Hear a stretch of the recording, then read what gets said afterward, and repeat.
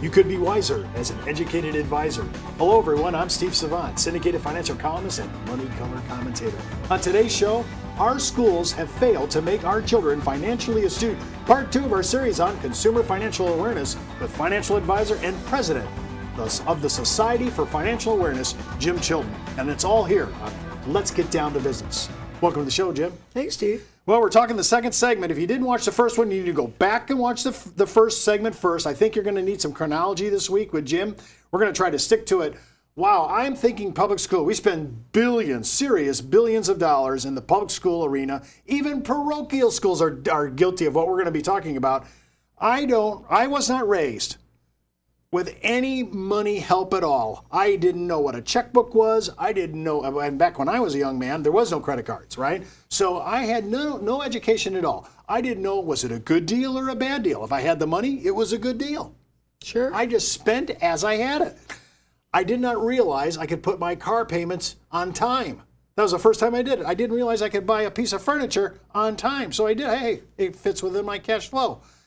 We have no public education on debt. We have no public education on earning money and what to do with it, how to save it, how to use it for retirement. We have nothing. How did this occur? We're the strongest and most economic nation in the world, and we don't know anything. Pretty pathetic. It is. Well, let's start with the premise. And by the way, you are right in my wheelhouse, right in my nerve center on this.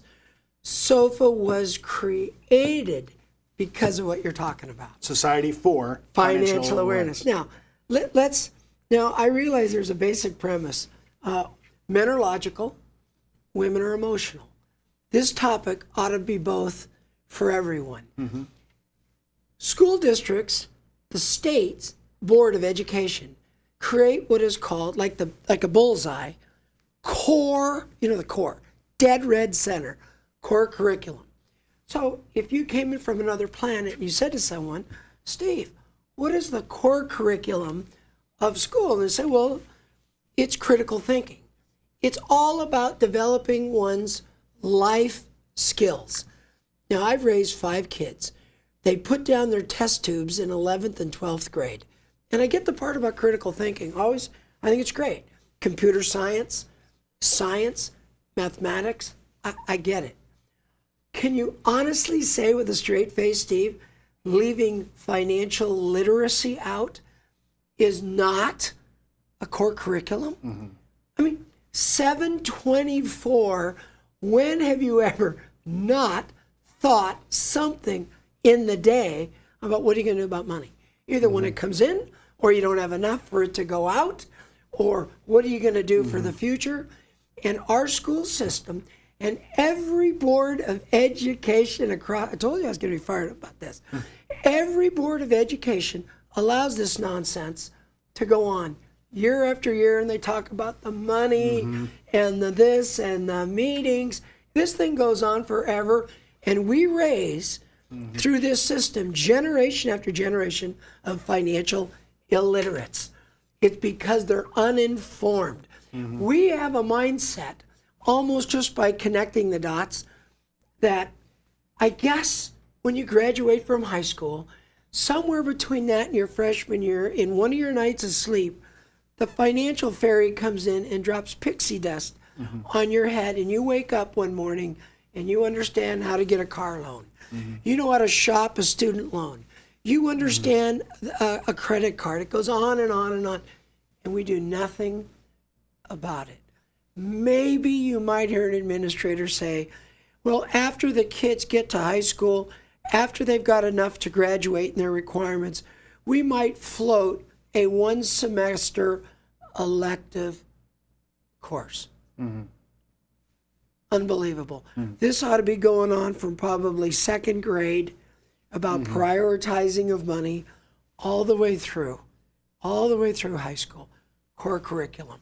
Okay, so we know that, or, you and I were drinking the Kool-Aid, but I want to know, when you go to a board meeting and you're sitting there saying, look. School board meeting? Yeah, school board meeting. Oh, yeah. And I need to introduce this subject. Yeah. And people say, I don't get it. There's no revenue attached to it. Right? I mean, generally, Oh, yeah. I mean, are they enthusiastic? Are they deadpan response? What's their actual response to you? Well, in my world, it's been very easy. They just are very polite. And then they don't say it, but their eyes and their body language goes, are you through? And then they move on. There's a very, that's a very good point. We'll take it up at another meeting. Kick the can down the road. Core curriculum, financial literacy. If we are going to change the behavior and change the model and the dynamic of being squared away, not be super trillions in debt. Our country, what are we, Steve? 22, 23 trillion, we say, in debt. Yet on that debt, we don't count the unfunded pension liabilities. That's like, I come over and do financial planning for you and your gorgeous wife, and I go, oh, do you live in a tent? Are you living at your folks' house? No, why do you say that? Well, you're not including your mortgage payment. Oh, well, we just don't deal with that. I'm really serious.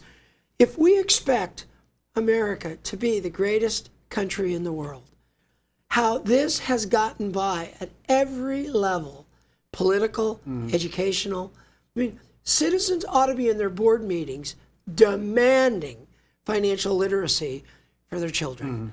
We have to make that shift. Well, I think for the first time in the history of that we've been keeping track of money in America, we are over 1.2 trillion in debt on the student loan, which has now surpassed every other debt. Credit cards and cars mortgages, combined. Yeah, it's devastating. So now all of a sudden the kid gets out with 120 grand, in debt, right? And nobody can get a mortgage. No millennial's going to get a mortgage. Well, first of all, you're presuming the guy's going to get a good paying job, full time. He might have 3 part-time jobs to pay for his health insurance, let alone paying the bills.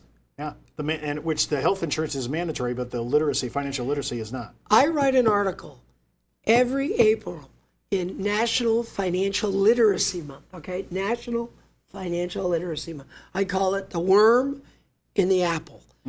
Public education without financial literacy.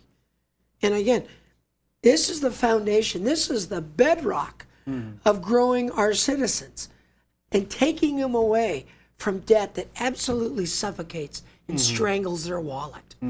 Okay, money is oxygen, and it needs to be there. And knowing how to be a good steward. The Catholics got it somewhat right. Before you get married, they have pre-Cana. And they go through all the things that couples need to know so they become a strong unit. And one of them is good stewardship. If the Lord allows you to have your money, it's your responsibility to take care of it. When I'm thinking about entering the public education system, do we have something to hand them? If you're in a board meeting, let's even say they agree with you.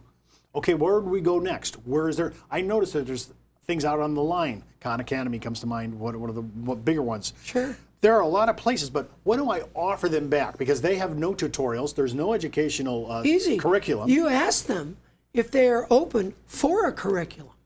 At SOFA, we have built, here we are in 2017 right now.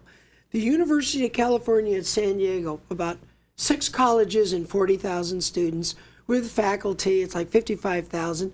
It's so big, they have their own zip code. Okay? I was called in by a gal and sat down and said, I came into this thing and I think I got hired because I mentioned back in December when I got hired for the following year, which was now, that we ought to do something very refreshing for the students. We ought to offer them through the month of April financial literacy. And we've heard about SOFA. Would you help me build a program? And we knocked it out in 2 hours of what to do, bringing in the kids. And we offered 3 courses a week all month. And what age was this, Jim? College. College, huh? Yeah, it was packed. Well, wait a minute, let me stop you there. Yeah. Should we start at college or should we be way earlier on this? Elementary school. So what, it's 5th and 6th grade? Oh, no, 2nd and 3rd. Oh, my gosh. It starts with priorities. I taught my children in November of every year, get all of their toys out on the floor, keep 5 of them. And we're going to give the rest to the church or the Goodwill because there are little children out there that don't get toys for Christmas. But what I was really doing was making those kids prioritize what 5 toys were important to them. Then we started moving toward allowances. Then we started saying, well, we're going to go on our vacation in the summer and you're going to need spending money. And for every dollar you set aside, I'm going to match it by 3. You are? You mean if I have $1, Dad, I'll have 4? Because you'll give me 3? Yeah. They learned how to save. They learned how to prioritize. Then we started talking about credit cards, and it went on and on and on. You know, and I know we'll get into this in one of our other segments, but let's not also have the parents shirk and slip out of their responsibility. But as a social, as society, we need to put financial literacy as a core curriculum if core curriculum is going to be defined as teaching a life skill. Well, don't forget to watch our next segment on financial education. Is financial education a parent's responsibility? Part 3 of our series on consumer financial awareness. And keep in mind, before moving forward with any of the ideas on our show, always check with your tax consultant, legal counsel, and compliance officer. Hopefully they won't say no to this. And don't forget to subscribe to my consumer show, Steve Savant's Money, the name of the game. Daily content you can post on your website, social media accounts, and database distribution. I'm Steve Savant. Thanks for watching.